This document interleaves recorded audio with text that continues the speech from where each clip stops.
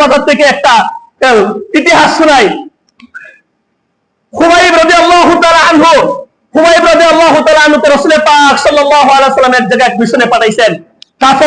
কাফেররা সকল সাথী বর্গদেরকে, ওনার সাথে আরো 5 জন, মোট 6 জন ছিলেন, সব সাথী বর্গদেরকে এই কাফেররা আটক করছে। আটক করার পর তাদেরকে ধরে নিয়ে এই খুবাইবের মাধ্যমে সামনে 5 জনকে শহীদ করে দিছে। আর খুবাইবকে বলছে, তুমি যদি ইসলাম ধর্ম ত্যাগ না করো, আমাদেরকে না মানো, আমাদের কথা না শুনো, তাহলে তোমাকেও এই উত্তপ্ত গরম তেলের মধ্যে তোমাকে ছেড়ে তোমাকেও মারা হবে। খুবাইব রাদিয়াল্লাহু তাআলা আল্লাহর রাসূলের সাহাবী ছিলেন। ঈমান কি কমতি ছিল না?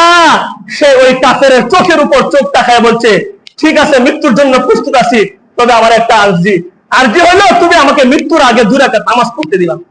মেরে ভাই দুস্থ বুজুর্গ, এই খুবাইব রাদিয়াল্লাহু তাআলা আনহু যখন নামাজে দাঁড়াইছিলেন, এত খুশু বিনয়ের সাথে, এত নম্রভাবে আল্লাহ তাআলার একত্রিত চিত্রে আল্লাহ তাআলার দিকে মুখ বেশে দিল এবং অঙ্গ প্রত্যঙ্গকে এমন ভাবে নামাজে দাঁড়াইছে। কাফের এক যুবক সাঈদ ইবনে আমের আল জুহামি নাম ছিল তার, ওই যুবক যখন দেখছে খুবাইব নামাজে দাঁড়াইছে, এত বিনয়ের সাথে দাঁড়াইছে, এই নামাজের দৃশ্য দেখিয়া সাঈদ ইবনে আমের আল জুহামি সারা রাত ঘুমাইতে পারে নাই। সে চিন্তা করছে, কি ব্যাপার, কোনো মানুষ দেখা যায় না, কোনো বস্তু দেখা যায় না, তার সঙ্গে এত বিনয়ের সাথে অঙ্গ প্রত্যঙ্গ সব ঝুঁকায় দিল, এত সুন্দর করে তার কোন মহা মালিকের সামনে দাঁড়াইলো। সে বুঝতেছে না, সারা রাত না ঘুমায় চলে গেছে।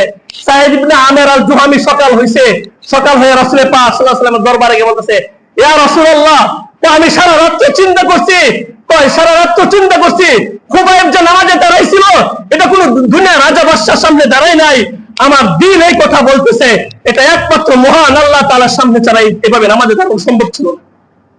তো এই কথা বলার পরে বলতেছে সাঈদ ইবনে আমের আল জুহামি, ইয়া রাসূলুল্লাহ, আমি প্রস্তুত, আপনি আমাকে কালিমা পড়াইয়া দেন, আমি মুসলমান হইতে চাই, আমিও সাঈদ এই খুবাইবের মতো বিনয়ের সাথে আল্লাহর কুদরতি পায়ে সিজদা করতে চাই। মেরে ভাই দুস্থ বুজুর্গ, সাহাবীদের নামাজ এমন ছিল যে এক ব্যক্তি দেখে আসে মুসলমান হয়ে গেছে।